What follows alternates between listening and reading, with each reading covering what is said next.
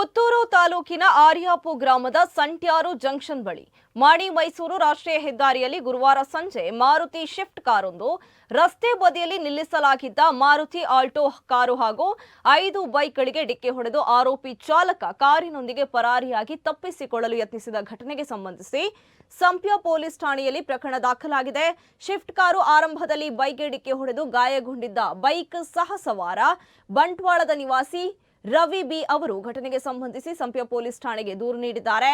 ಗುರುವಾರ ಸಂಜೆ ಕಾರ್ತಿಕ್ ಎಂಬುವರ ಬೈಕ್ನಲ್ಲಿ ರವಿ ಹಾಗೂ ಕಾರ್ತಿಕ್ ಅವರು ಸವಾರನಾಗಿ ಮಾಣಿ ಮೈಸೂರು ರಾಷ್ಟ್ರೀಯ ಹೆದ್ದಾರಿಯಲ್ಲಿ ಪುತ್ತೂರು ತಾಲೂಕಿನ ಆರ್ಯಾಪು ಗ್ರಾಮದ ಸಂಟ್ಯಾರ್ ಜಂಕ್ಷನ್ ಬಳಿಗೆ ತಲುಪಿದಾಗ ಹಿಂದಿನಿಂದ ಬಂದ ಕಾರು ಅದರ ಚಾಲಕರು ತೀರಾ ಅಜಾಗರೂಕತೆ ಮತ್ತು ನಿರ್ಲಕ್ಷ್ಯತನದಿಂದ ಚಲಾಯಿಸಿಕೊಂಡು ಬಂದು ಬೈಕ್ಗೆ ಡಿಕ್ಕಿ ಹೊಡೆದಿದ್ದು ಘಟನೆಯಲ್ಲಿ ರವಿ ಮತ್ತು ಸವಾರ ಕಾರ್ತಿಕ್ ಅವರು ರಸ್ತೆಗೆ ಎಸೆಯಲ್ಪಟ್ಟು ಗಾಯವಾಗಿದೆ.